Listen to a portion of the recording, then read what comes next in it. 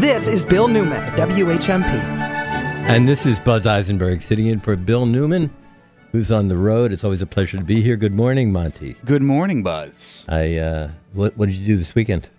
I went to go see Hamilton, an American musical. I just wanted to ask so I could hate you just a little bit more. Rich also has gone to see it, so you can hate someone else in the room, and he got to meet the whole cast when he went. So I hate him. There's a lot of tension in this studio right now. Hopefully, we don't duel about it. Really?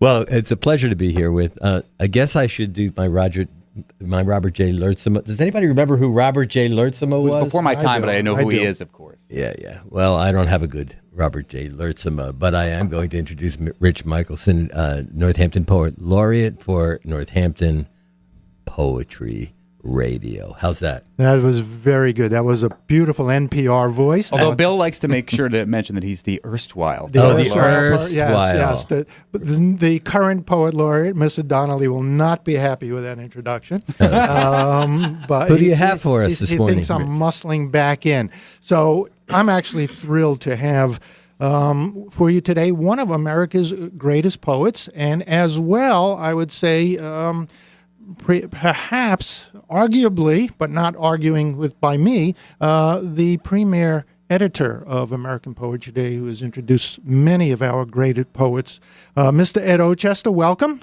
Thank you.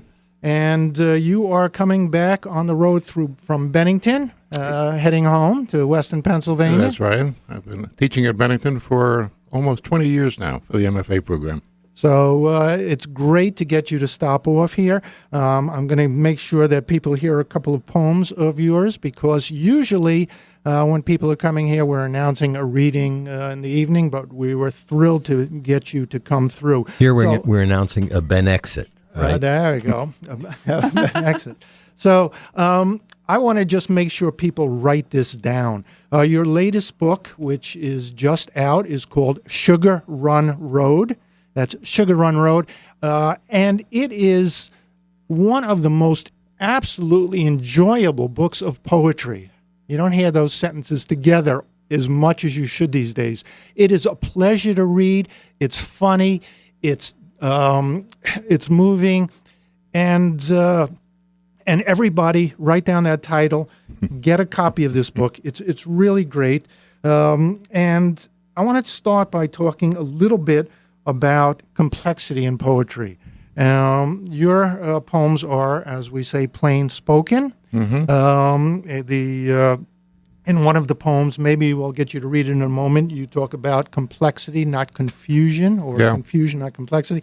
And why do people assume that if a poem if they don't understand it, the poem must be good?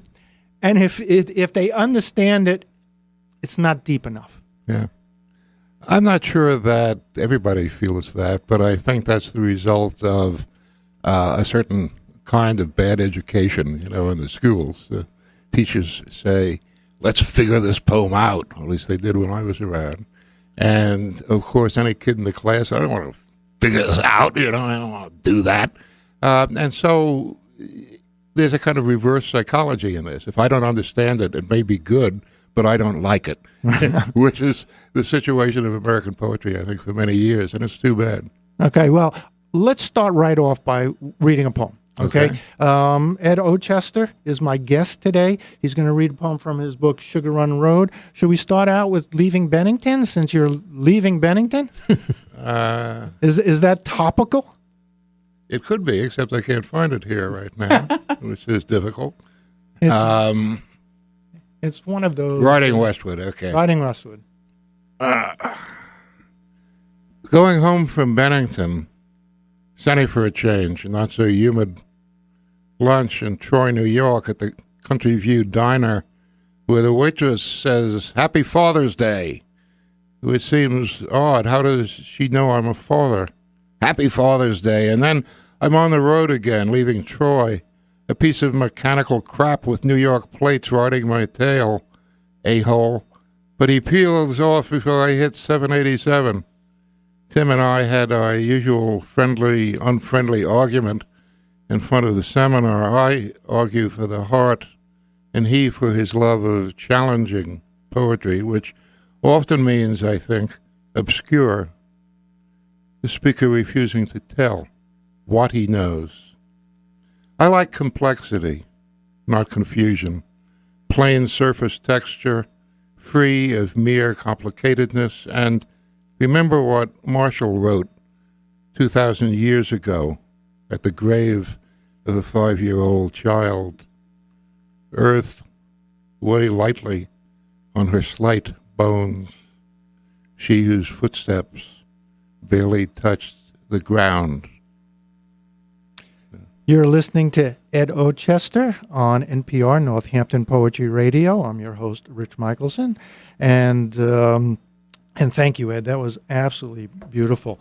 I just was pleased two nights ago, to see Garrison Keillor's penultimate show at Tanglewood. I know that he has read a number of your poems on his poetry almanac. And as he says, pretty good poetry is what he does. Is his influence really important on American poetry? Is he really getting people to listen?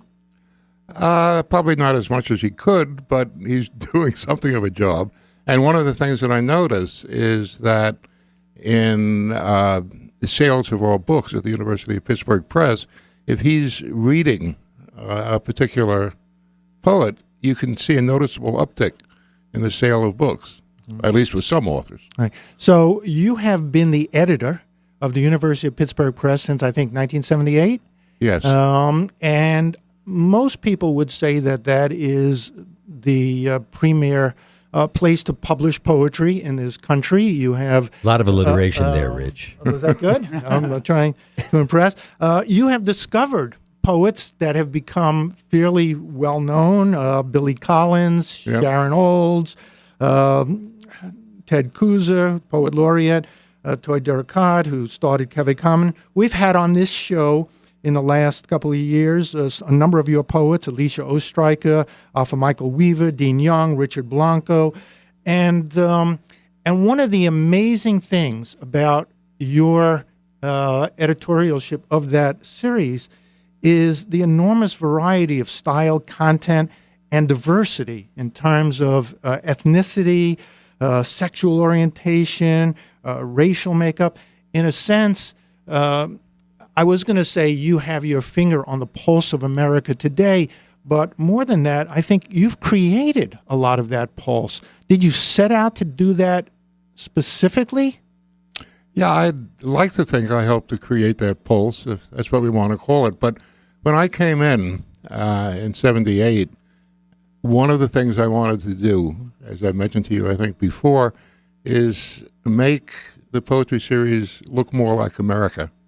It was all white guys from Harvard for the most part, when we started. And when when the press started the series. And I should mention Harvard Law School, which you turned down. Well, okay, we'll get to that later, but. Yeah, well, that's when you're talking about the foolish items. But no, what I wanted to do was get people I knew who were out there. There was no poetry series at the time which had a rough half of women in the series. There are very few women published by the most notable presses, almost no minorities. We right away started to publish about half women. It wasn't because we had a quota, it was because they were doing good poems. We published the first Latino poets in a major poetry series. We published, by this time, more really good black writers who won many prizes than any other general poetry series.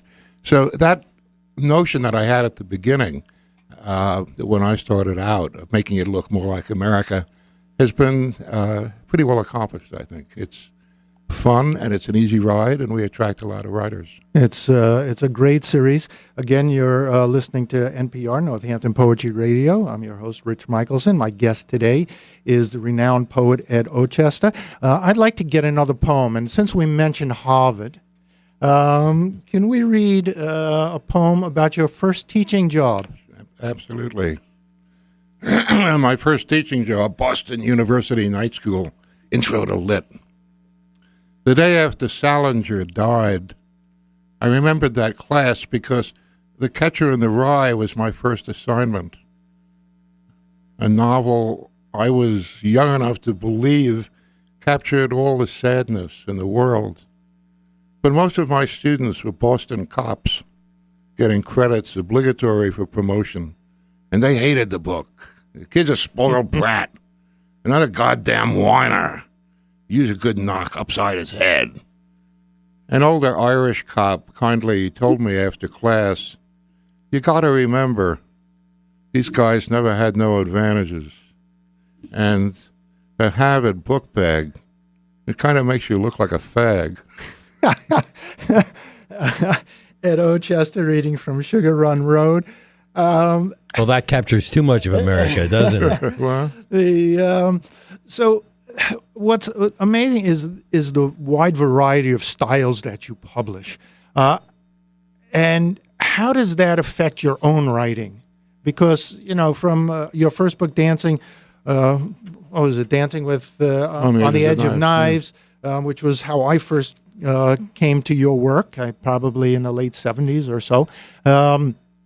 Do you find that reading so much poetry, because you must read hundreds of books or manuscripts every year. yes. Does that affect your poems as you're writing? I know you write some poems in this book kind of in a dialogue with some other poets. Yeah. The positive part of it, I think, is that I didn't realize this was going to happen when I started, but it's a way of letting you know what happens out there. And because everybody is influenced by writing that they like, if they're writers, I do get influenced by the books that really move me. And so I keep current in a way with what's being done, and that's very useful for my own writing. Right. 35 years down the road or so since you started, do you see a difference in the movement of American poetry?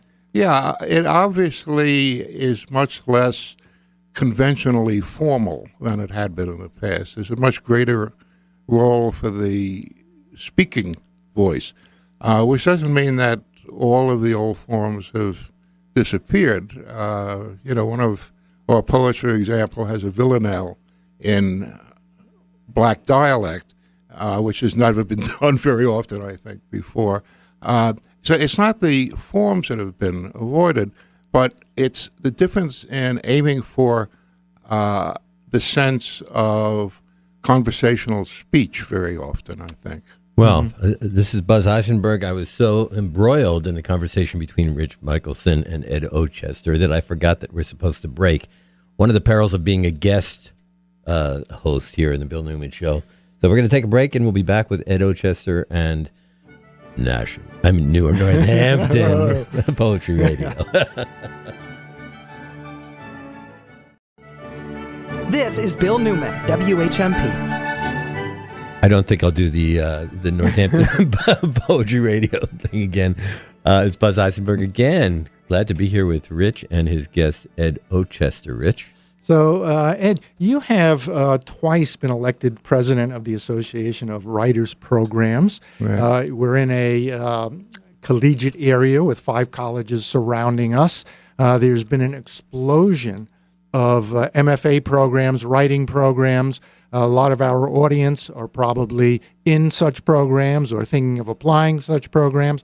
How has that, are you surprised at that explosion? Is that a good thing? What are we doing with all these poets once they get their MFAs? Basically, I think it's a good thing. It's already started to reduce itself. There are a friend of mine teaches in a graduate program which for this year got 1 new student. And those numbers are starting to come up, particularly at newer and weaker programs around the country. But basically, it's been a good thing. It's fostered a lot of interesting writing and new writing. There are some bad MFA programs where you essentially duplicate what your teachers do. But in good writing programs... Email us. We'll send you the list of all the bad MFA programs. We've got the guy here who knows. All right. But Ed Ochester, I'm wondering... being leaving an academic environment, is it going to be harder for you to be as immersed in the craft as it was easy when you were in that academic environment? No, I don't think so. I live in Pittsburgh, so there's a very good mixture, of what may be formal and what may be technical and ordinary human life in the United States. That's one of the great things about living there. Maybe it's one of the great things about writing poetry, but I would think having students stopping by your office and having students generating work that you can comment on, I would think would be keep you... Well, you need a community, I think, and some people have it by internet, by telephone, whatever. But one of the pleasures of living in a city with a good many writers is that you almost automatically can get that community. And Pittsburgh is a place like that. And that's one of the things that I meant by referring to it. And there are always conferences to go to, and certainly people seek you out as a publisher. The University of Pittsburgh series is going strong, as you said. For those young poets out there or people who are trying, I will let you know that I first got a letter from Ed in 1979 telling me why he was not publishing my first book. Because the Gutenberg press hadn't been... And when I sent my first manuscript, he sent me a lovely letter. I resent the next year, and I got a shorter letter. The third year, I don't think he answered me. But now, last year, 35 plus years on, I was pleased to join your series with my latest book, More Money Than God. So I thank you for that. And which also goes to show you keep trying. Look at how many years it took to get I've been published. banging on his door for, and now we finally met. So yeah, well, I think they're great to have poems, but of course it may just be that my resistance is worn down. Yeah, keep at it, folks. People say, right? It's mostly persistence, and then you need to hone your craft. I'd like to hear a new poem if we could. Okay. I've written a couple of poems about the Roman Emperor Nero. This is a recent one. It's called Nero's Golden House. A giant courtyard held a 120-foot bronze statue of Nero resembling the Colossus at Rhodes. And it had a mile-long triple portico which contained cornfields, vineyards, pastures and forests with domestic and wild animals. The main dining room was round and burned constantly day and night. Flowers and perfumes wafted from ivory panels in the ceiling. Some baths flowed with seawater, others with sulfur springs for good health. Frescoes still cover 300,000 square feet, the area of 30 Sistine chapels in the hundreds of rooms. When Nero dedicated it, he said, "Finally, I can begin to live like a human being." Are you sure you're not confusing him with Trump? Well, you see, I didn't want to say that. Since this is public radio, we probably could. Yeah, that's right. You're in friendly territory here. I'm just so pleased to have you stop by on your way from Bennington back home. Again, at Ochester, thank you so much. The title of his latest book is Sugar Run Road. If you love poetry, you will love this book. If you are new to poetry, you will love this book. If you hate poetry, give it a chance. I think this is a book that will help turn you around and bring you into the fold. Ed, thank you so much for joining us. What a salesman. All right. And thank you, Rich. We'll be right back.